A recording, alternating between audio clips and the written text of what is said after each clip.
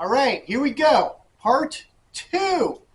We got the engine out of the car. Used a couple basic tools, floor jack, a load leveler, some heavy-duty straps, and an engine hoist. And that was about it. And it came out without a lot of drama. So stay tuned for that. And at the end, we start to disassemble the motor. We got a few shots of that. And I didn't film the whole disassembly because taking off bolts is pretty easy. But there's two items when you take apart the engine that I just wanted to draw special attention to, so I captured those as well. So we're going to cover that, and let's get into it, all right? Let's get to the fun stuff. All right, so here's what I got going on. Got an engine hoist. Got the car in a position such that I took the struts off the tailgate, and you don't have to take the tailgate off. You don't have to do it. So take the struts off. You can go 100% vertical with the tailgate. It's not going to hit the car. You're going to be okay. I tie it off up high so it stays in that vertical position. And that gives me all the room I need to attach to the motor, lift it up, and pull it back. And I don't have to mess with, when I put the motor back in, trying to get the tailgate back on and get it all aligned. I don't want to deal with that. I just want to get the motor out, get it in. So that's the way I do it. Another tip when you do this, I'm going to use a load leveler. You don't need it. It's not a necessity. But if you don't use it, here's what's going to happen. Unless you get really, really lucky, you're going to attach straps to the engine or chains or whatever you're using. I recommend straps. And you're going to start to lift it with your engine hoist. And because the center of gravity of this motor is off to the side, it's going to want to tilt on you. And you're going to have to lower it back down, adjust your straps, try it again, lift it up. It's going to tilt. It's going to be leaning way back or way forward. And you're going to have to set it back down again. And you're going to have to readjust. And it's just time consuming. So I recommend, if you're going to do the job, get a load leveler. Let's hook this up.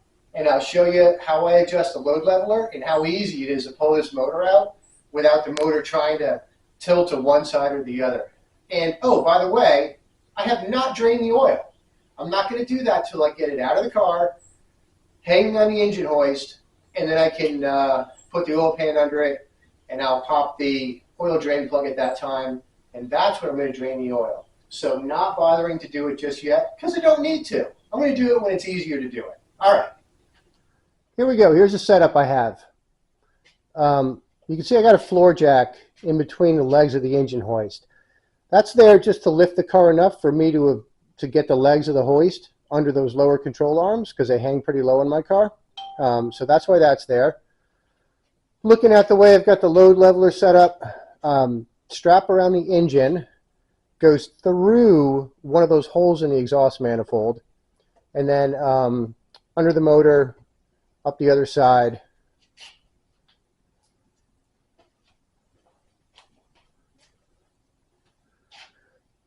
Coming up right there. It's in front. It's on the shallow part of the oil pan, so it can't slide back past the sump. And then around the transaxle, just a short little wrap.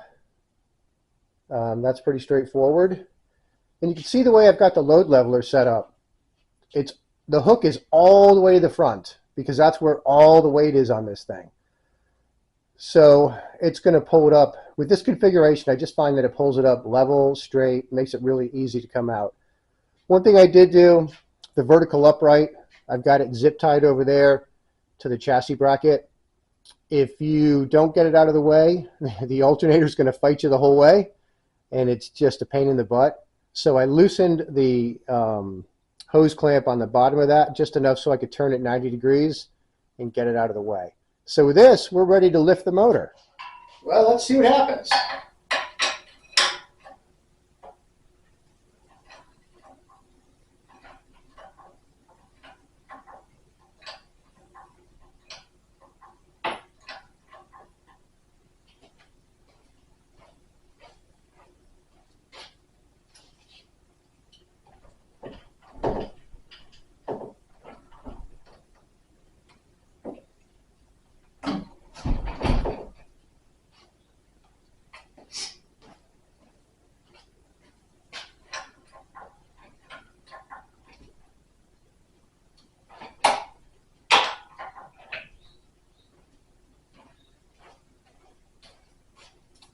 that goes down through the motor mount. It's a long bolt, and as the engine comes up, the bolt cannot completely free itself from the engine mount before it starts to hit the tray here. So in the past, what I've done is I get down there and I kind of pull that bolt up by hand and then zip tie it so it's out of the way, so I have less stud protruding down into the motor mount. If I pull it up, I can get it out of there faster and then pull the motor back. So I'm going to let it down, do a little number to this bolt down here, and then pull the engine out. All right, so what I did was I just had the motor jacked up a little bit. I have a magnet here. I went down there and I tapped it on the top of that motor mount bolt. Just shook the motor a little bit until there was no resistance on the bolt. It slid up, and then once it slid up and it was clear of the motor mount, I just gave the motor a little push, and then that bolt came out of the, moved to a location where it couldn't fall back down into that motor mount hole any longer. So now the engine's free to move backwards and then pull out.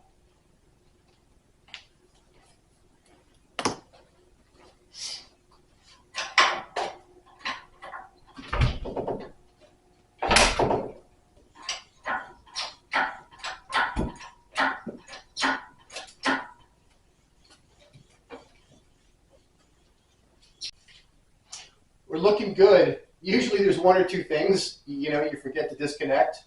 You get under there and you see these vacuum lines all stretched out, and you're like, oh yeah, I got to disconnect that. But in this case, I think we got it. So I'm going to keep going up with this.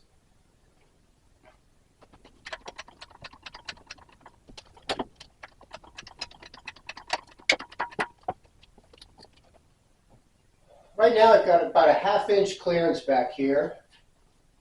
In the front, I've got a lot of room, like 3 inches up there. So I'm going to keep going.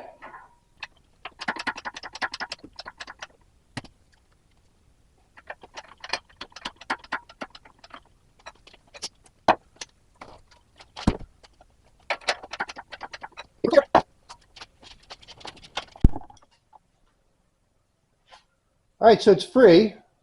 I'm going to walk around just to show you where I have the straps underneath. You can see right there how I snuck it down through the exhaust manifold. Under the car, it's kind of going right there. And on this side, I am right there. The back. Gearbox.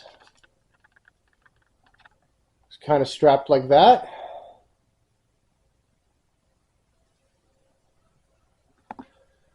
That's nice. A little broken housing there. That's okay. That's where the slave cylinder mounts. And it's still as effective as it needs to be, so I'm not too worried about that.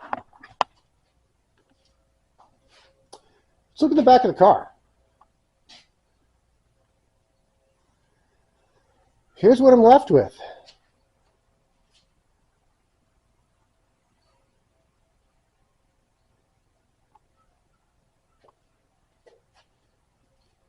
It's not too dirty, but it could use a refresh, especially some of this heat shield is kind of jacked up.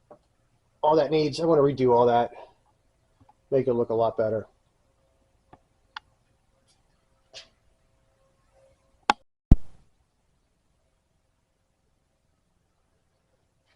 But you see what I mean with the load leveler?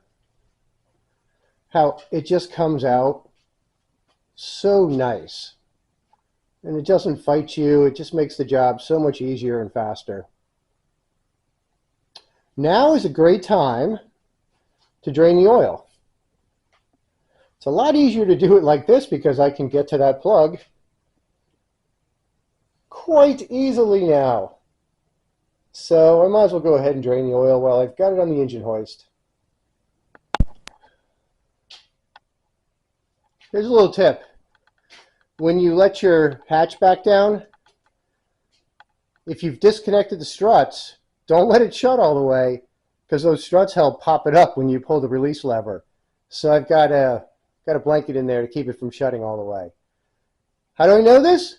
I've done it before. I got the oil drained out of this. While it's still on the engine hoist, I'm going to try to get some of the stuff off the front of the engine just to make it easier because it's at a good height and I can easily get to this stuff and start yanking it off.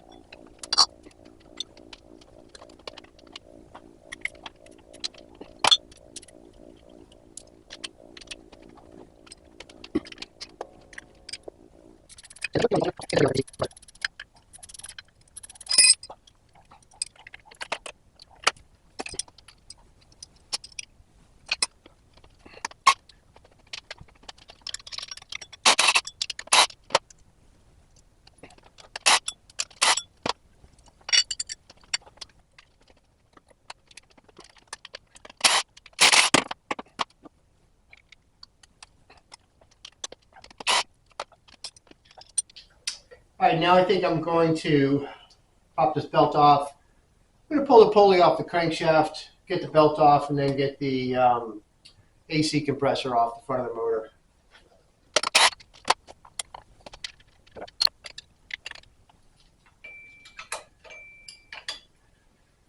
This is a tough job in the car if you're trying to get the AC compressor off. These nuts and bolts right here are a real pain to get to when that motor's in the car.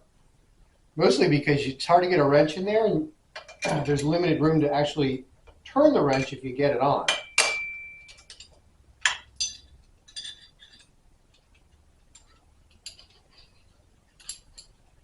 So if you got your motor out and you're thinking of getting a new AC compressor, now's the time to do it. The mounting brackets and the bolts and the dimensions on the AC compressor, you want to make sure you get those spacers back in from where they came out. I say that because there's one right here.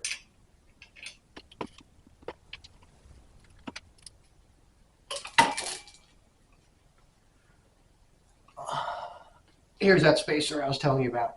It goes right there. All right, well, that's not too bad. We got the front of the engine kind of stripped down. I don't think we need to do any more right now. To get the bracket off, I really need to pull the belt, get the tensioner out. So I'm going to hold tight on that right now and move on to something else. All right, so I'm going after the turbo to take this off so I can let it down and remove the gearbox from the motor. I want to get this out of the way. I've got 3 bolts loosened here. The 4th one back there is a real booger to get to. So I removed the oil return pipe back to the pan. Got that out of the way, and now I can just get in there to get to that nut. Unfortunately, this is one of those items where you're just taking a bolt and you're turning and you're turning and you're turning and you're turning because you get a quarter turn at a time. You just got to hang in there and keep at it.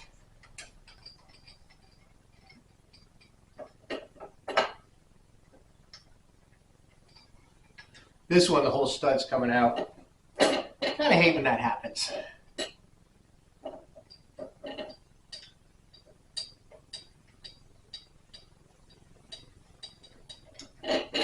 There we go. All right. Ah, my finger's stuck. All right, we got a free turbo. Oh, nope, not yet. We got a coolant line. Whoops. Let's get that coolant line. Holy moly. I'll grab it there. That looks easy to get to. This car has been converted from the old manifold for the 88s with the adapter manifold in the wastegate down here. This has been converted to an internal wastegate car. It's a much better setup, so it's got one exhaust manifold and that adapter situation is gone. Which is a good thing because between those original manifolds and the turbo, they have that short adapter and it never fails. Every single one I've ever seen where that valve opens up, the valve seat inside the adapter is cracked on every single car I've ever seen. So this is a great upgrade, a great option. And honestly, I don't know anybody making aftermarket exhaust adapters to resolve that problem. So if you've got that problem, your options are limited. All right, let's get the turbo out of here.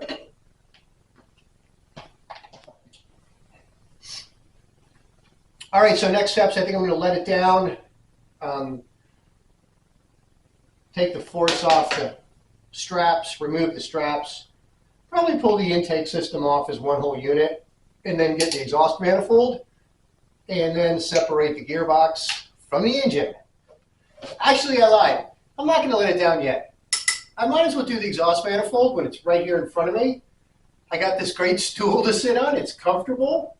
So it makes kind of a crappy job a little more tolerable. And, you know, the key here, I took that vacuum pump off earlier. That's really the key. You do not want to leave that vacuum pump on and try to get these, because one of the tricks to getting the bolts on the exhaust manifold is coming in from underneath to get some of the back bolts. It makes it a lot easier. And if you can clear that stuff out of there, you can get access. It makes your job a lot less painful. It's one of those bolts where you got to loosen it, pull the motor mount down a little bit, loosen it, pull it out, because there's not enough room to just take the bolt out.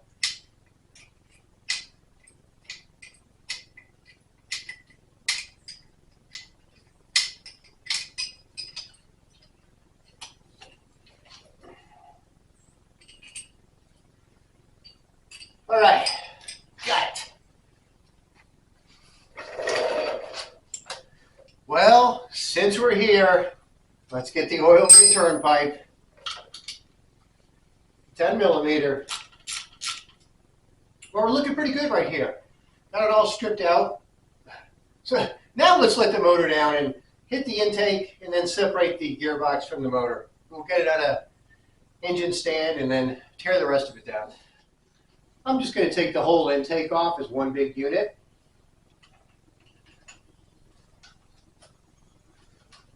Right, these are out now. I got 5 bolts down in there I got to get out. I might have to disconnect this cold start injector, go into the auxiliary air valve. Might have to take that off to get down to those 2 bolts down there. There's going to be one more thing to do after I get these off, and that's disconnect the coolant line from the intake manifold to the thermostat housing. That's going to have to come off. I did it again. The hardest bolt to get to I did last, and now the manifold's loose, so it wants to fall away, so it's putting friction onto the bolt I'm trying to get out. I do that to myself every single time. Oh, that's annoying. All I'm going to do here is just loosen the clamp. I'm not going to try to get the hose off because it's short and the connection points are in line with each other, so it's really hard to wiggle off. What I want to do is get the manifold up, and then I can pull the manifold away that way, and it'll help get that coolant pipe off a lot easier.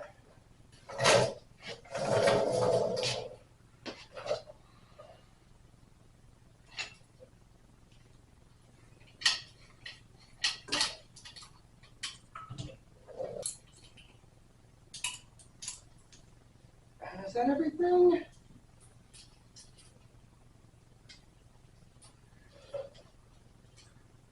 We got it.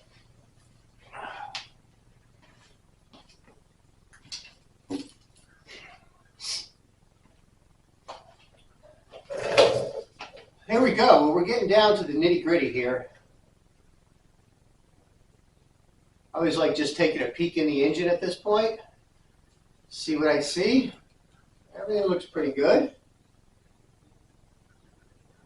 No oil leaks were here.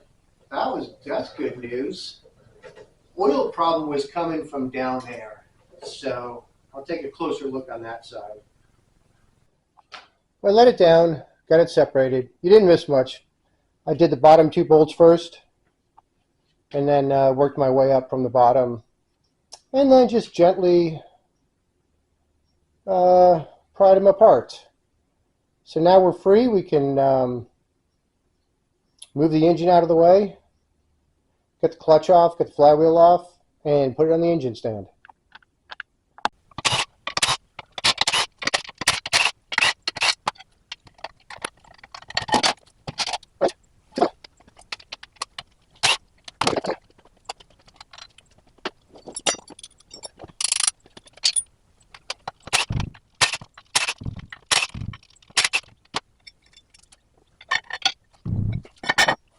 Now here's what always annoys me. I'll put it on the engine stand like this, and then I get to separating the block to get the crank out, and I got to take it off the engine stand to get this out. So I'm going to take this off now. And now we got a little oil on the floor. Okay, now we're ready for the engine stand. We clean this up and get this thing on the stand. Here's another little tip. So when you attach the engine stand, and I put this on first, and then I lift it with the engine hoist, and then slide this into the rest of the engine stand. But what I was going to say was, try to avoid using these 2 mounts down here. Mount it so it's all contained right here within the main block. That way, when it's on the engine stand and you're ready to take the crank out and you rotate it, you can pull this, what the hell is this called? You can pull this crank cradle off without the engine stand being in the way or without this being mounted to the lower part of the block. So I've made a little progress on the engine here. You haven't missed much though. I took off a lot of the ancillaries. I took the oil pump off, some other things, and I did take the intake cam carrier off. And I'm about to take the exhaust cam carrier off. I just want to do this so you guys can see how I do it. There's sort of a trick to how you want to take this off so you don't lose all the cam followers and you don't lose the shim locations, because I want to keep all that stuff organized so I can put it back in the way I took it out. I might have to re-shim some of the followers. Don't really know. I hope not, but it seems like every time you take it apart and you put it back together, even if you put things in the same spot, you might not have the same clearances. I don't know why that is, but it just happens that way sometimes. So let's take this baby off, and I'll show you how I get this off without making a lot of mess. So to get these bolts off, you just want to have an E10 socket. These are those little star bolts with the Colin Chapman initials on them, which I think is pretty cool. So I'm going to go ahead and pop these off, and then we'll get this cam carrier off. You might have to rotate the camshaft a little bit if one of the lobes is in the way of the socket getting on the top of the bolt. Not uncommon.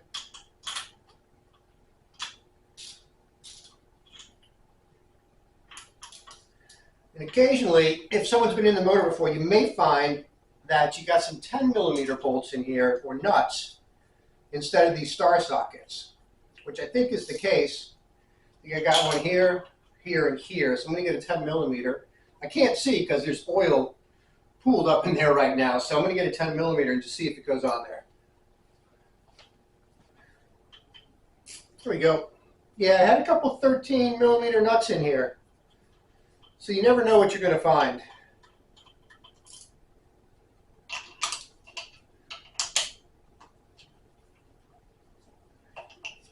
And I actually got lucky. I didn't have to rotate the camshaft at all to get to any of these bolts. That's generally not the case. All right, so what I'm going to do, and if you look in the Lotus manual, it recommends you can put some magnets down in here on the top of the tappets. It'll hold the tappets up and keep them from falling through the carrier. You don't want that. You don't want to mix them up. And remember, the shims are between the tappet and the top of the valve. Those have a tendency, too, to just fall out, and you don't want to lose the order of those. So I'm going to lift and twist back. I'm going to twist back so gravity's not pulling the shims and the tappets down to the ground. So here we go. Could I use the magnets? Yes, I used to. Not anymore. I kind of just find it takes a little bit more time. And I've been doing okay without the magnets, so I'm going to try to do it without the magnets.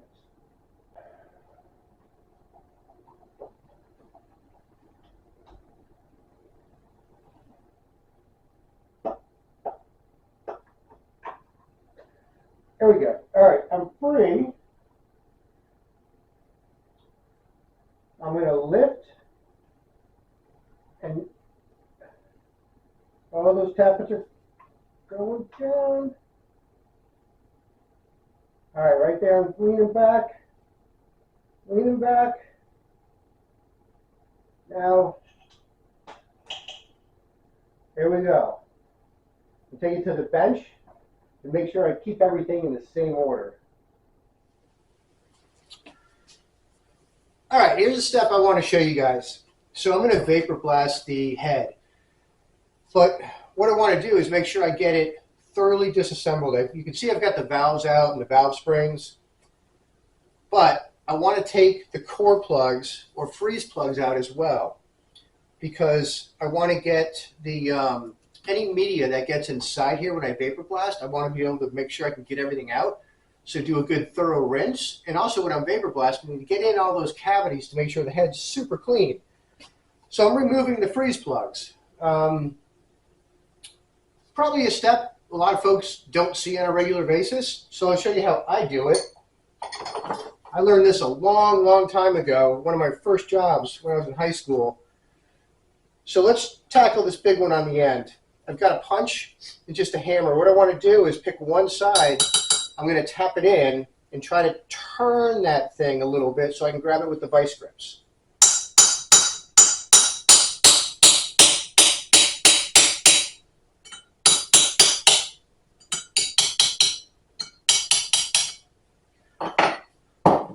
Okay, you can see this. I've got that coming out.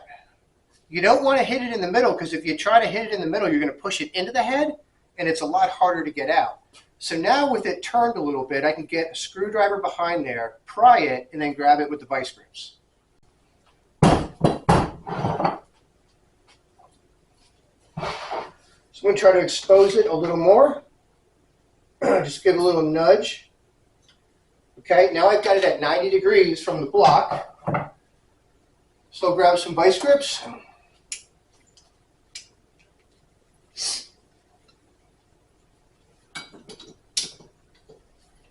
Grab hold of it and just use the hand of the vice grip as a fulcrum to wedge that out. And there you go. Got a freeze plug out. They're all the same. That's how you do all of them. So I'm going to go ahead and get the rest of these freeze plugs out so I can clean up this head. All right, well, I've got the motor disassembled. So now it's time to clean up these parts and then take a better look at what we've got, check the tolerances, we're going to check the bearings, we're going to check the end flow, and we'll start to reassemble this motor, get it back in the car. So, but right now, it's time to clean some aluminum.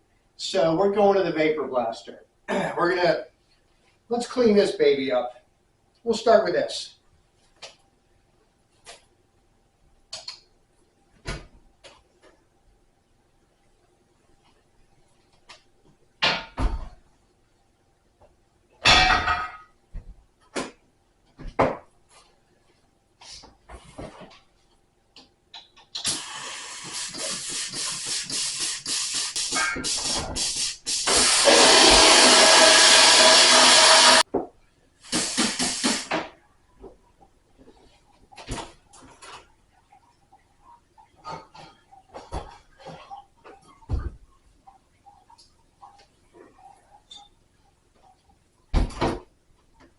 All right, here we go. Vapor blasted. Looking good. Just need to rinse it off. Dry it off. All right, well, hey, thanks for sticking around to the end of the video. If you're still watching, I really appreciate it. Please subscribe. It helps others see these videos, and I just like helping people out. Next video, we're going to start assembly. All the parts are clean. You can get a taste of that right here. Even had everything zinc plated. That was metal. So this stuff's looking really good. I can't wait to see what the motor looks like when it's all done. For now, that's it. We'll see you next time when we start to put this motor back together again. All right, see ya.